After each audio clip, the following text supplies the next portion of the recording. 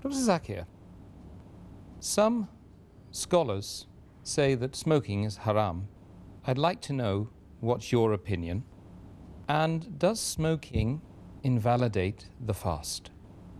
As far as smoking is concerned, several years before, when science hadn't advanced that far, most of the scholars used to say that smoking is makruh.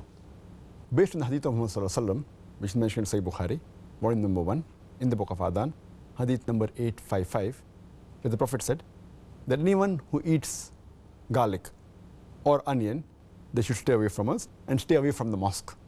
Prophet said that, don't come to the mosque after having garlic or onion because there's bad breath. When you are smoking, the breath is worse than onion or garlic. So based on this hadith, therefore garlic and onion doesn't become haram, it was makruh. So based on this hadith, scholars give the fatwa that smoking is makruh. But now, after science has advanced, we have come to know that smoking is nothing but it's a slow poisoning. Tobacco in any form, whether smoking, cigarettes, whether bedi, whether tobacco and huqqa, whether chewing tobacco, all forms of tobacco contain nicotine and tar. And we know it's nothing but slow poisoning. That is the reason most of the non-Muslims also, they agree that smoking is haram. Not only the Muslim world, even the non-Muslim. That is the reason they put a statutory warning on the cigarette packs. They put a statutory warning saying cigarette smoking is injurious to health. Or in some countries, it mentioned general surgeon's warning or surgeon general's warning. Smoking is injurious to health. And anyone gives the ad, whether in newspaper, in the magazine or television, it is compulsory that they have to highlight the statement, smoking is injurious to health. So I'm not talking about the Muslim world, even the non-Muslim world agrees that smoking is nothing but slow poisoning. And today, according to statistics, the World Health Organization says that every year more than 4 million people die only because of smoking. And if you count the other forms of tobacco, it will be much more. And today medical science tells us, and even I had learned when I was doing my medicine in the medical college, that more than 90% of the lung cancer deaths are only due to smoking, whether cigarette or bedi or whatever it is. 25% of the cardiovascular deaths are only because of smoking. 70 to 75% of bronchitis and related deaths are only because of smoking. Smoking is nothing but slow poisoning. It blackens your lips, blackens your gums, your fingertips, it damages your lips, it damages your esophagus, it damages your stomach, and it can cause constipation, it can cause loss of appetite, it can cause loss of libido, your sexual power gets suppressed, it can cause immunity to the drugs you take, and it reduces the defense of your body. And you can only give a talk on why smoking is haram, and I've given a talk on dietary laws in Islam, and I've covered this topic in detail. Time doesn't permit me here. But based on all these various research, there are today more than 400 fatwas. The majority of the scholars, they agree that smoking is haram, and all form of tobacco is haram. There may be certain scholars of certain countries, including this country where I come from, India, they say it is makhrooh yet. But most of the scholars, otherwise, throughout the world, majority of them, they agree that smoking is haram. Allah says in the Quran, in Surah Araf, chapter number 7, verse number 157, that you follow the prophet, the unlettered prophet who's mentioned in your law and scriptures.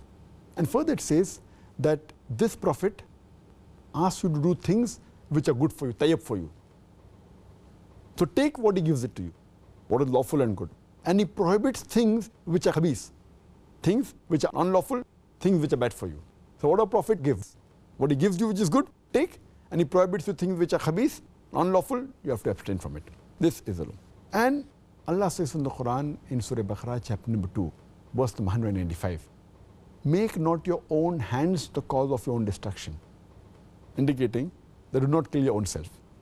Because smoking is nothing but slow poisoning, it comes under this category, something like suicide.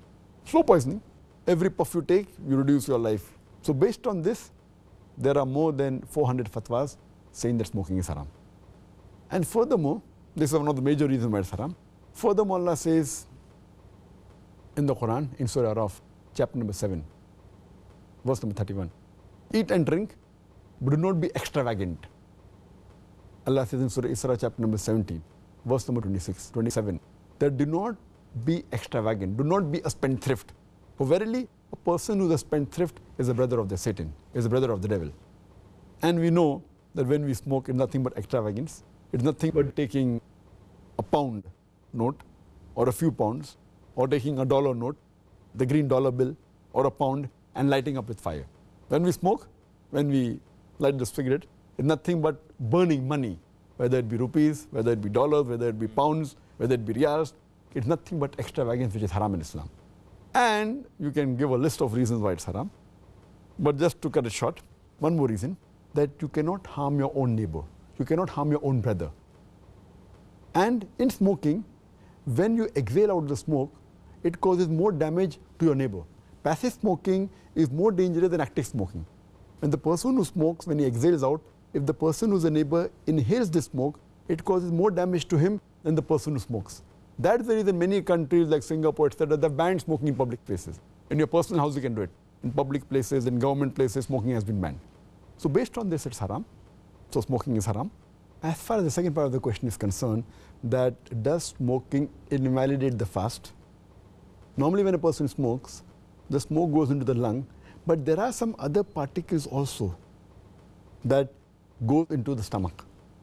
So when you smoke, besides the smoke going into the lungs, it also goes into the stomach, and there are some particles, there are some residual things. So all the scholars unanimously agree that smoking does break the fast. It invalidates the fast. So when you're smoking, besides a person breaking the fast, he's even doing a sin, and that reduces the reward. And many people who are chain smokers, they don't smoke during fasting, but the moment the fast ends, after iftar, they take puffs and they keep on smoking the full night. And astaghfirullah, this again defeats the purpose of fasting, increasing a taqwa. And if a person can abstain from dawn to dusk, from the beginning of dawn to sunset, very well he can abstain from smoking from the cradle to the grave. So it's my advice, the chain smoker, Ramadan is a very good time where they can really stop smoking, and that will be a permanent part in their life, inshallah, for the future.